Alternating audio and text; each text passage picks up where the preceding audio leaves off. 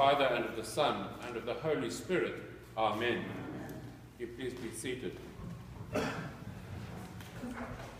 Have this lovely gospel reading today about the shepherd, along with Psalm 23. And in thinking about the Good Shepherd this week, I was reminded of an occasion with my youngest son, where we had a good teacher, for which I'm still very grateful. My mind goes back to her from time to time. He was about 9 or 10 years old at the time, and then all of a sudden in class, she called us, and then when we came in, told us that he's not able to finish his tasks in the normal manner, and he lays his head down on the desk and seems to be very tired. So we started the process of going to see an educational psychologist, and then the educational psychologist sent us off to a physiotherapist.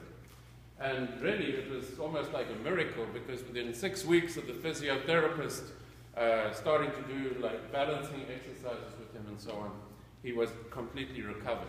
It seemed like it was just something to do with the extent of his muscles, his extended muscles or something, small motor control. So I said to that physiotherapist, you know, this is amazing, because what would have happened if we hadn't had this kind of ability of other people to analyze what's happening to the child and so on? And she said, well, usually 50 years ago, 100 years ago, he would have struggled on for another 2 or 3 years in school and then left school, and that would have been the end of his education.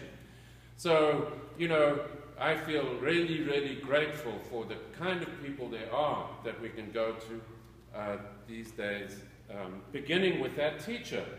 And a teacher, it seems to me, a good teacher is just a wonderful companion for parents in the raising of a child. You have this ability to consult with somebody who's knowledgeable in their field about the child and their development.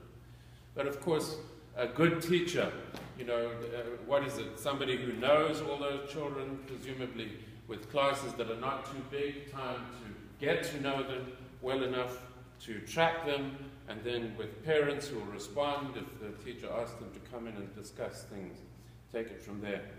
But we have today in our gospel not only a good teacher, and that's maybe a symbol of what Jesus is like to us as the good shepherd, somebody who brings, you know, I'm grateful for that little kind of help that we got at that time. How much more grateful can we be for the good shepherd who brings us much more in our lives? And so we have this great passage here which begins with Jesus being the gate, but he also says he's the shepherd, so it's a little confusing. Is he the gate or the shepherd? And I read something which kind of makes sense in terms of this. The sheepfolds, at least some of them in the Middle East, are built as a kind of horseshoe shape, and there is a gap, obviously, where the animals would come in and out. But there isn't actually a gate on the gap, because the shepherd becomes the gate. At night, the shepherd will sleep across that gap. So it's a beautiful picture, really, because there are wolves, as there are here coyotes, and yet those animals, those predators, to get to those sheep would actually have to walk over the shepherd. So it's really a beautiful image that he's both the gate and the good shepherd. So that's verse 9. Then verse 10 we have the where he says, I have come that you might have life and the fullness of life. It's John's gospel. It seems like every verse has got something beautiful to say, deep, spiritual, poetically put. And here, one more place, it's nice to know the Greek, because there's at least 2 words used in Greek for life. One is bios, from which we get biology, which is our own ordinary life, as plants, animals, human beings. But the other one they use is zoe, and zoe refers to that kind of exalted spiritual life, something which is eternal and beyond ordinary life. And that word is used here. I've come that you might have zoe and have it more abundantly. That's that other special life of the Holy Spirit. And when it says, I've come that you might have the fullness of it, I think surely Psalm 23 has got to be the best known of all the Psalms, really. The Lord is my shepherd, I shall not want. And that's a little taste of the kind of fullness of life that Jesus brings us. He leads us, He revives us, He feeds us, He anoints us with oil, He pursues us, it says, with goodness and mercy all our days, and then accompanies us through the gates of death and meets us on that other side. And maybe also, when we do get through those gates one day, maybe we'll all get to see our moms one more time. And then he says, I am the good shepherd, which goes beyond the reading we have today. Our reading today ends with verse 10.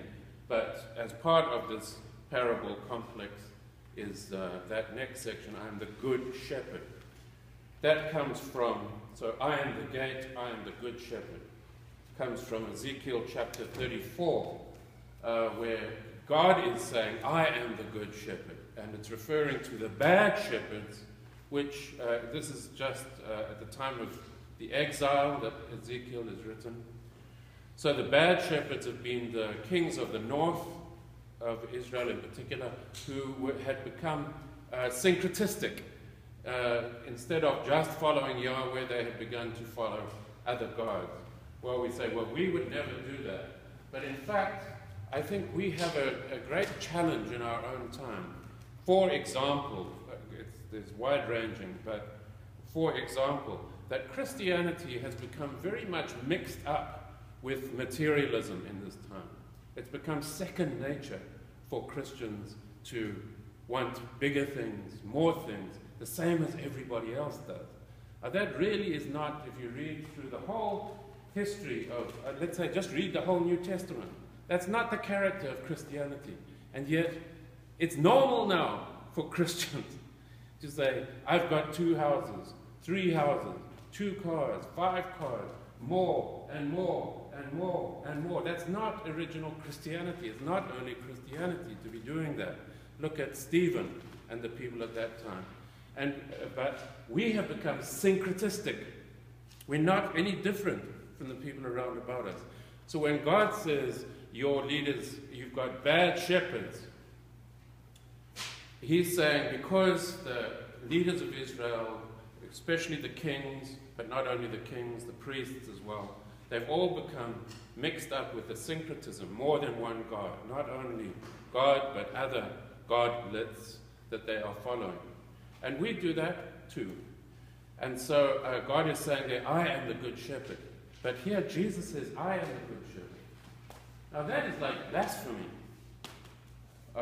Just remember the sort of shock there was when Alexander Haig, at the time of the shooting of Ronald Reagan, do you remember that he jumped up in Congress and says, it's okay, I'm in charge? You remember that? It was a bit of a shock, wasn't it? And everybody sort of says, what? Not really. No, it's as if Jesus, that was a kind of, I don't want to use the word blasphemy, but it was a shock. Who is in charge if the president is shot, right?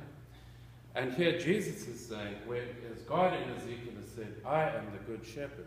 That's the divine title. So if you refer to the good shepherd, you're referring to God.